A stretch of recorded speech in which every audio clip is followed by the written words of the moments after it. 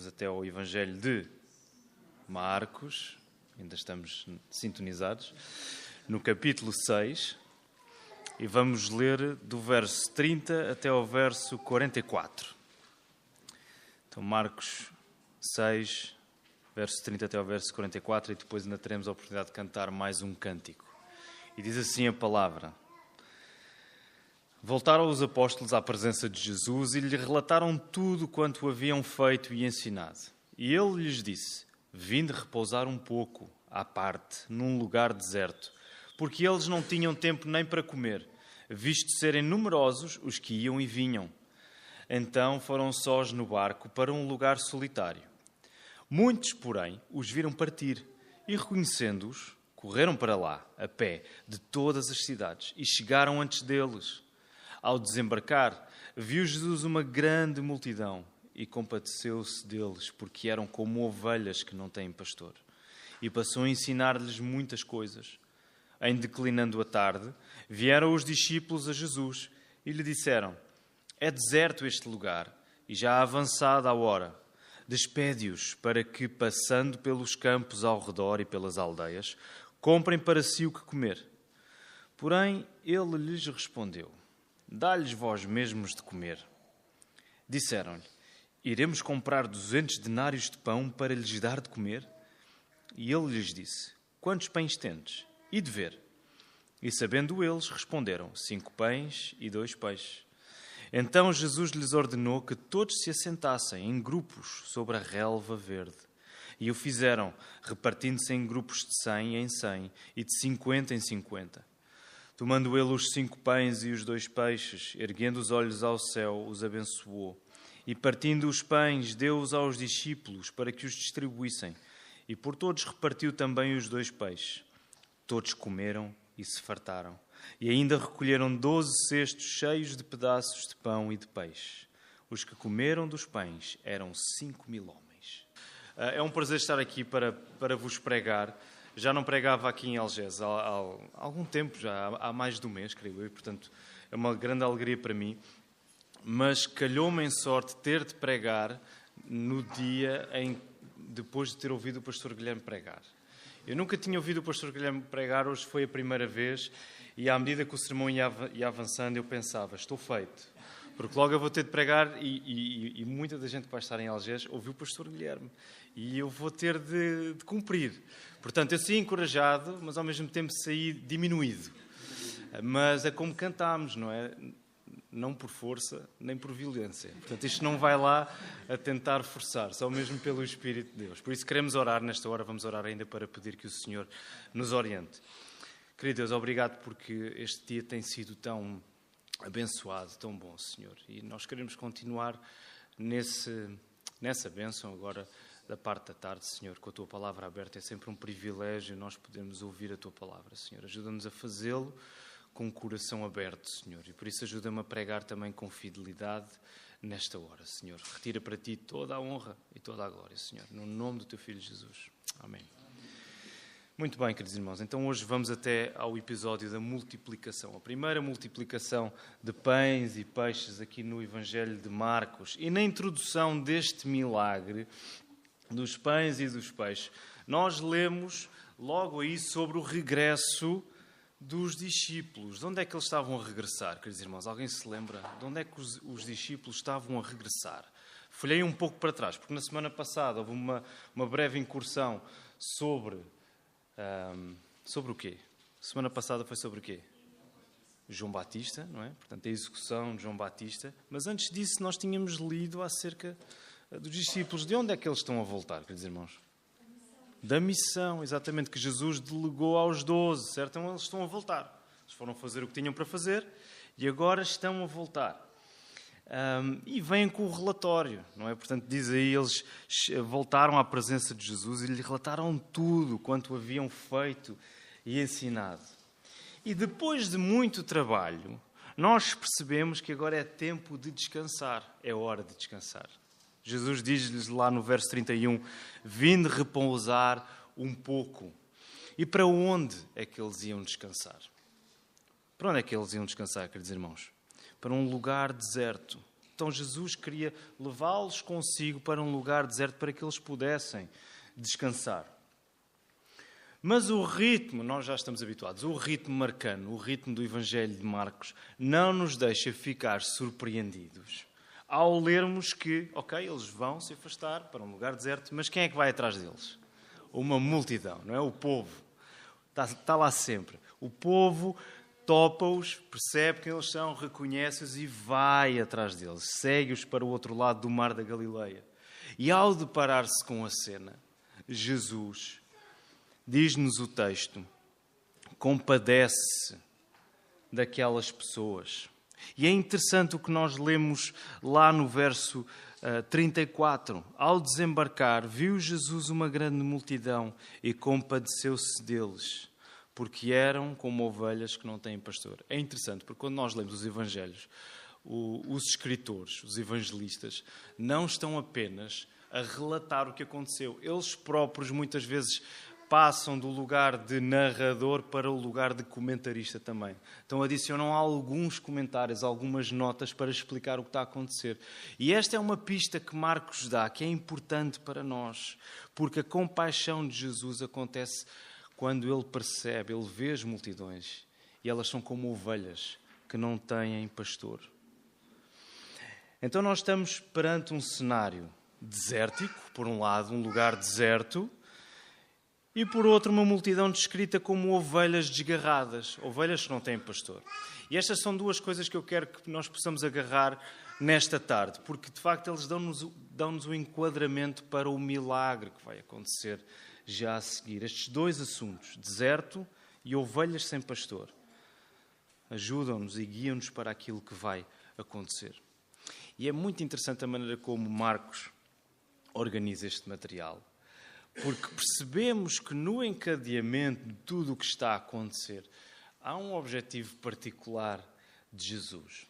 É como se, ao enviar os 12 naquela missão, que nós vimos há 15 dias, o cansaço consequente deles, porque é natural que eles ficassem cansados, eles foram pregar, eles foram curar, eles foram expulsar demónios, portanto eu imagino que tenha sido uma estupada, tenha sido cansativo.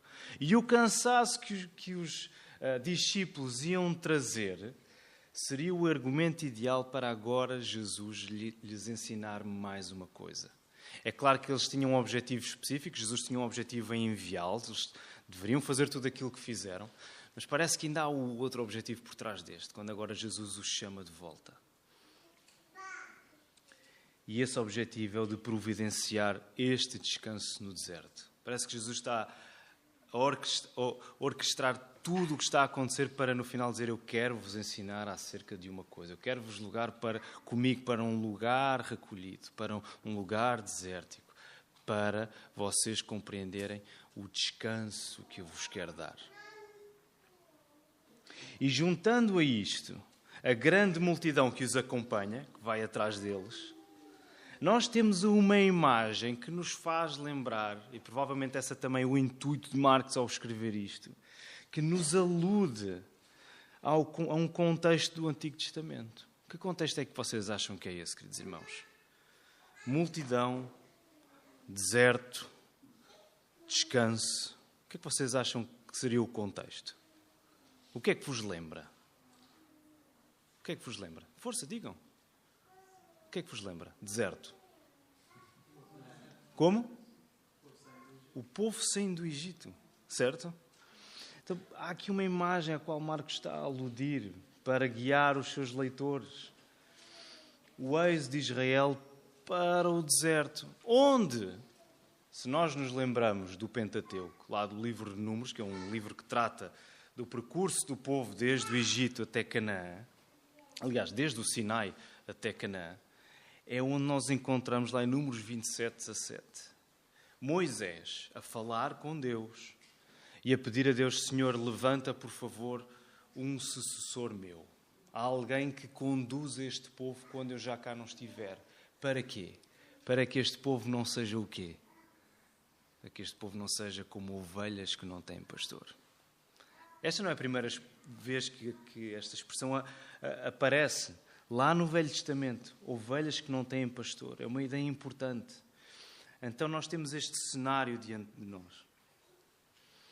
Reparem, queridos irmãos, uma das coisas que Jesus está a querer mostrar aqui é que, da mesma maneira como lá no Velho Testamento, o povo foi libertado por Deus da escravidão para o deserto, para que a escravidão saísse deles, para que eles encontrassem descanso. Mas esse descanso nunca chegou verdadeiramente, porque eles nunca chegaram a experimentar verdadeiramente esse descanso. Moisés não foi capaz de o providenciar. Josué não foi capaz de o providenciar como sucessor de Moisés. O povo rapidamente desobedeceu, rapidamente caiu em pecado e esse descanso não esteve à sua disposição. Mas agora o verdadeiro descanso chegou. O verdadeiro descanso chegou porque quem é que chegou? O verdadeiro pastor. O verdadeiro pastor está aqui. E Jesus quer mostrar isso para os seus discípulos. Aquele para quem Moisés e Josué apontaram. O que também nos mostra que há um novo êxodo em andamento. Há uma nova libertação. Ou melhor, há uma libertação final agora a acontecer em Cristo Jesus. Pela mão do próprio Filho de Deus. Jesus quer ensinar isto aos discípulos. Venham, sou eu quem vos vai dar descanso. O descanso que o povo de Israel nunca pôde encontrar, nunca conseguiu alcançar. Esse descanso chegou agora em mim mesmo. É até curioso porque o nome de Jesus no grego, Jesus, e aqui os alunos de grego vão me ajudar, é o mesmo nome para quem? Josué. A tradução do grego, do Velho Testamento, fala em Jesus lá para Josué, como se fosse aquele primeiro Jesus lá atrás, mas agora chegou o verdadeiro Jesus. O verdadeiro descanso chegou. E ao entrarmos na cena da multiplicação, nós vamos notar algo curioso. Parece que Jesus, mais uma vez, está a organizar tudo isto para que a preocupação dos discípulos com a multidão faminta e cansada desencadeasse o plano. Reparem, em declinando a tarde, verso 35, vieram os discípulos a Jesus e lhe disseram. Portanto, imaginem os discípulos, aquela multidão toda. O texto só diz que eram 5.000 homens, porque conta apenas os homens. Mas se tivermos em conta mulheres, crianças, estamos a falar de uma multidão aproximadamente de 20.000 pessoas. Ok? Então, imaginem os discípulos que supostamente iam descansar. Agora tem uma multidão de 20.000 pessoas que não têm onde ir comprar comida, que está faminta, que está cansada, e eles agora levam essa preocupação a Jesus. Lá no verso 35, em declinando a tarde, o dia está a terminar, vieram os discípulos, não é? Lembro-me da pregação do Newton, parece sempre quando o dia está a declinar, a chegar à noite, é quando o inesperado acontece, não é? Lá em Genezaré, na Gadária, veio o maluco, não é? O endemoniado. E agora vem outra vez o final do dia e há uma multidão à porta para alimentar, não é? Parece que os dias nunca acabam bem. É deserto este lugar e já avançada a hora. Jesus, manda-os embora, por favor, para que eles tenham ainda tempo de ir às aldeias, às localidades, comprar alguma coisa para eles comerem. Mas Jesus diz-lhes o quê? Pessoal, vá lá, desenrasquem-se, não é? Agora façam vocês isso. Dá-lhes vocês, alimentem essa gente. Eu imagino os discípulos olharem para Jesus assim, olharem uns para os outros. Não faz sentido. Como é que a gente vai fazer isto? Mas parece que Jesus faz isto de propósito. Aliás, o mesmo episódio no Evangelho de João, e João dá detalhes que Marcos não dá. João diz que Jesus sabia bem o que estava para fazer. Jesus sabia bem o que estava para fazer. Então parece que Jesus organiza tudo isso para que esta preocupação dos discípulos desencadeie o plano do Mestre. Não há dinheiro que chegue para comprar comida para tanta gente. É preciso fazer alguma coisa com apenas 5 pães e 2 peixes. É o que há ali. 5 pães e 2 peixes. E fica claro que esta é uma tarefa que está além da capacidade humana. Portanto, há alguma coisa que Jesus começa aqui a dizer ao dizer aos discípulos: vocês Deem-lhes de vocês de comer. Quase como que a pedir uma resposta deles. Senhor, mas isto está para além da nossa capacidade. Nós não temos como fazer isto. É exatamente isso que está em causa. Um segundo aspecto importante é Marcos colocar este texto logo após o tal episódio do banquete de Herodes. Onde Herodes dá um banquete e toda aquela cena desenrola até que João Batista é executado. Há um contraste importante. A opulência, a fartura, a riqueza do banquete de Herodes não significava que existisse o que em Israel. Não significava que existisse liderança. Não significava que existisse pastoreio. Pelo contrário. Mas agora, a escassez no deserto, a escassez numa dieta de pão e peixe, mostram a autoridade e o poder únicos que Jesus tem para providenciar para o seu povo. É como Marcos estivesse a dizer, há um monarca, e ele tem muito, fez um banquete incrível, tem para dar e vender, mas vocês não têm descanso nenhum com isso. Vocês não têm liderança nenhuma com isso. As vossas vidas não repousam com isso. Mas agora que vocês estão numa circunstância de escassez, de fome, de cansaço, agora sim, vocês vão experimentar, porque não depende da vossa capacidade, depende do poder e da autoridade de Jesus. E mais uma vez Marcos quer deixar isso claro, depois dos outros milagres que tinham acontecido, com curas, com Jesus a acalmar tempestade. Marcos vai mostrar mais uma vez que a autoridade é somente de Cristo. Há uma diminuição propositada da fartura do banquete para a escassez do deserto, para que seja o poder e a autoridade de Jesus a saírem destacados. É propositado. A fartura estava ali. Não é? É bem claro. Ao mesmo tempo, essa fartura simbolizava uma rejeição da mensagem que João Batista trazia. Certo? Porque Herodes estava muito preocupado com a sua posição política. Ele, ao mesmo tempo, não queria fazer mal a João Batista, mas a sua preocupação política falou mais alto. E isso redundou sempre em rejeição daquilo que João Batista estava a dizer. Há uma rejeição da mensagem de arrependimento, há uma rejeição da mensagem de Cristo. Mas agora, no deserto, na escassez, no cansaço, na fome, agora que o povo vai receber, quando o cenário é completamente inesperado e improvável. Quando Jesus faz afirma o que ele afirmou. Dá-lhes vocês de comer. Hoje estava a ouvir o pastor Guilherme e ele disse uma coisa muito importante, que é quando Deus te envia, quando Deus te chama para fazer alguma coisa, Ele não o faz baseado na capacidade que Ele viu em ti. Pelo contrário, Ele faz baseado na capacidade que Ele te vai dar. Ao mesmo tempo, quando o Senhor nos envia, Ele não nos envia para que nós, a determinada altura do nosso caminho, nós estarmos a obedecer, nós estarmos a falar aos outros acerca de Cristo, nós possamos concluir que, calma lá, eu até sou capaz de fazer isto. Eu julgava-me que não era capaz, mas eu até sou capaz. Não tem nada a ver com isso. Tem a ver com nós avançarmos e compreendermos que, Senhor, eu não tenho como continuar. Eu não tenho como. O primeiro embate surge e nós, assim, vamos dizer, Senhor, por favor, tira a minha vida. Não é? Como Elias, Senhor, já basta. Tira a minha vida. Mas o Senhor envia-nos para que, de facto, nós nos encontremos em situações inesperadas em que percebamos que, Senhor, só mesmo pela Tua graça, só mesmo pela Tua capacidade, só mesmo pela Tua força. O Senhor envia-nos para isso. O Senhor envia-nos para nós experimentarmos a Sua capacitação e para nos lembrarmos que nós dependemos sempre do Senhor. Não há nada que nós façamos onde possamos dizer, eu isto consegui porque foi a prática, foi a experiência, foi aquilo que eu fui adquirindo para mim próprio e o Senhor então reconheceu isso. Não.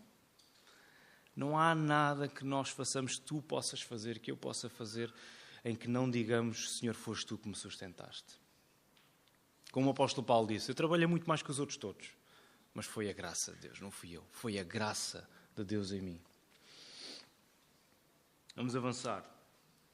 Ainda estamos na hora, estamos bem.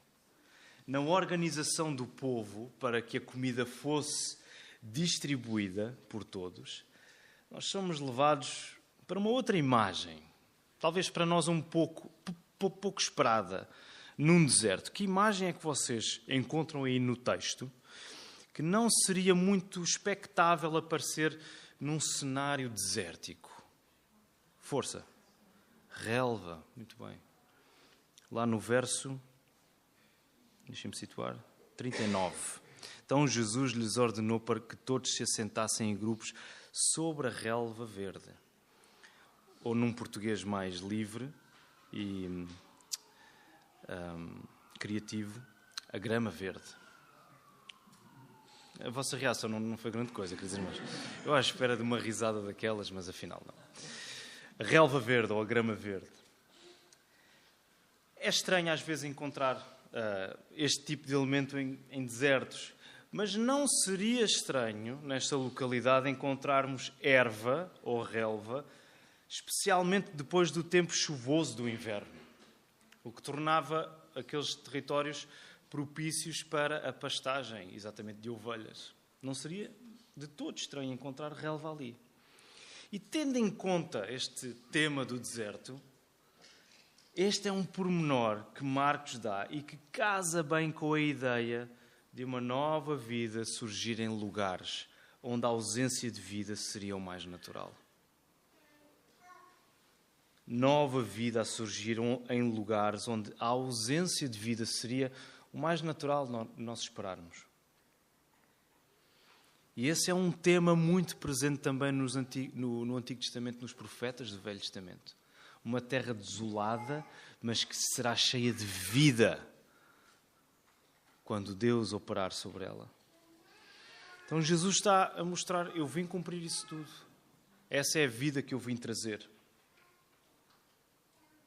Há também sabores de um outro texto. Quando nós lemos aqui sobre relva ou erva, o que é que vos recorda, queridos irmãos? Nós já sabemos, temos deserto, temos ovelhas e temos erva. Há algum texto na Bíblia, vou-vos dar ainda mais, no Velho Testamento, que vos faça lembrar isto? Força, digam alto. Amém. Salmo 23. O Senhor é o meu pastor, nada me faltará. Deitar-me faz em verdes pastos ou verdes pastagens. Guia-me mansamente a águas tranquilas. Renova ou refrigera a minha alma. Guia-me pelas veredas da justiça por amor do seu nome. Queridos irmãos, Jesus é o pastor que nos dá vida nos lugares e circunstâncias mais improváveis. Jesus é aquele que vem assegurar que nós temos tudo o que precisamos, temos o descanso, temos a vida, quando tudo indica o contrário. E é irónico até que um plano de descanso, mais uma vez, resulte em mais trabalho para Jesus e para os discípulos. O que nos ensina uma coisa importante. O poder de Jesus é tal, a autoridade de Jesus sobre as nossas vidas é tão grande que até na circunstância mais atarefada que tu possas experimentar, no cenário mais complicado que tu e eu possamos viver, nós podemos experimentar o descanso que Ele nos dá. Tu podes ter atravessado coisas difíceis esta semana. Para mim e para o Tiago foram 2 semanas exigentes. Mas sabem, aquilo que nos faz avançar não é tanto nós olharmos para nós e dizer não, agora nós temos que dar o peito às balas e mostrar que somos capazes. E olha, paciência é a vida. Nós, queridos irmãos, nós avançamos e vocês avançam, não é por isso. Mas é exatamente por Jesus nos dar o descanso, onde o descanso não vai ser esperado. Os discípulos foram trazidos ali com um propósito. E, no entanto, eles vêm-se diante de uma circunstância que jamais imaginavam. 20.000 pessoas a precisarem de ser alimentadas. Mas valia eles fugirem. Mas o que Jesus está a dizer, eu vou-vos dar a provisão que vocês precisam. Eu vou-vos dar o descanso que vocês precisam. E a comida chega para toda a gente. Não só chega, como sobra. Jesus não faz só a contar com todos. Jesus faz muito mais do que aquela gente precisava. E ao terminar este sermão, queridos irmãos, eu quero voltar a um aspecto crucial e que está completamente relacionado com o descanso que Jesus dá.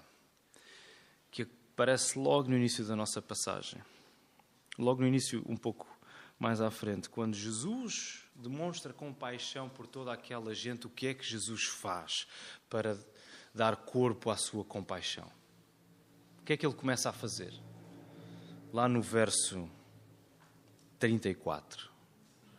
Jesus passa a ensinar-lhes muitas coisas. Então está completamente relacionado com o descanso que Jesus nos dá. É o descanso, é o ensino que nós recebemos de Jesus. O ensino da palavra. E mais uma vez, para onde é que a imaginação das pessoas que estavam a ler Marcos e da nossa, hoje que conhecemos a Bíblia, para onde é que isto nos leva? Onde é que, pela primeira vez, o povo foi chamado para o deserto para descansar no ensino de Deus? Não foi no Êxodo também? Quando o Senhor, através de Moisés, dá a lei. É o facto de sermos ensinados na palavra de Jesus que nos permite ver o mesmo tipo de milagre a acontecer em nós. Vida onde nenhuma vida existia. E não uma vida qualquer, mas uma vida em abundância. Uma vida que excede a nossa expectativa. Uma vida que nos faz reconhecer, de facto, o poder e a autoridade de Jesus. Reparem, queridos irmãos, a imagem dos 12 cestos cheios que sobraram. Nós temos aqui também uma imagem de uma grande produção, de um grande resultado. Onde é que no Evangelho de Marcos nós já lemos, antes disto, um grande resultado a acontecer também? Lembram-se? Foi numa parábola. Há um grande resultado a acontecer numa parábola. Qual é que é o resultado? Alguém se recorda? A primeira vez que aparece. Parábola do semeador. 3 solos, que há um que não dá fruto nenhum, há outros que aparentam algum tipo de fruto, mas que depois o fruto acaba, mas o 4º solo é inesperado. Produz a 30, a 60 e a 100 por 1, que eram colheitas completamente fora do normal. E agora nós temos outra vez uma imagem de uma espécie de outra colheita de sobras fora do normal. O que é isto? Quando a palavra, é isso que está em causa, quando a palavra de Cristo, quando a palavra do nosso Deus toma conta, como hoje cantámos lá de manhã na igreja, quando a palavra do Senhor acontece em nós, é este resultado que nós temos de esperar e temos que pedir ao Senhor. Senhor, vida onde vida não existe. Tu não podes criar isto, tu não podes trazer este tipo de descanso e paz para a tua vida. Tem que ser o Senhor Jesus a fazer isso em ti. É por isso também que a separação entre mente e coração não nos faz sentido quando falamos sobre sermos ensinados na palavra. E a nossa tendência, temos de admitir, é eu tenho que aprender a palavra, mas depois fica tudo aqui. Fica tudo aqui. E não desce. Parece que o canal está entupido. Não desce para o coração. Não faz sentido fazermos uma divisão entre aquilo que pensamos e aquilo que vivemos. Porque na palavra, na Bíblia, não há essa distinção. O que o teu coração vai receber é o que ele vai pensar, é o que ele vai sentir, é a maneira como tu te vais comportar. E é quando somos guiados pelo ensino de Jesus que experimentamos também o mesmo tipo de satisfação. Aquela que vai além do que podemos esperar. Não é por acaso que este episódio termina lá no verso 42, bem no final, a dizer: todos comeram e se fartaram. Todos comeram e ficaram satisfeitos. É verdade que estamos aqui a falar de um alimento físico, um alimento pão e peixe, e eles ficaram satisfeitos na sua barriga. Mas Jesus quer ensinar uma coisa mais profunda. Quando tu descansas em Cristo, tu vais ficar satisfeito numa medida que tu não julgavas ser possível. E sabem porque é que isto acontece? Só acontece por quem Jesus é e pelo que Jesus fez. Porque Jesus, agora vejam a maneira como isto se cumpre em Jesus. Jesus viveu o pior deserto de todos. Ele está a trazer os seus discípulos para o deserto. Jesus viveu o pior deserto de todos. Sem relva verde. E ele viveu esse deserto como a ovelha, que não apenas ficou sem pastor, mas a ovelha que foi morta também. Porque Jesus fez isso. Qualquer deserto da tua vida é o lugar providencial onde tu podes experimentar mais da satisfação de seres pastoreado perfeitamente pelo Senhor Jesus. É porque Ele foi abandonado. É porque, de facto, Ele viveu, Ele incorporou o pior deserto de todos. É porque, de facto, Ele foi o Cordeiro de Deus que foi morto no nosso lugar.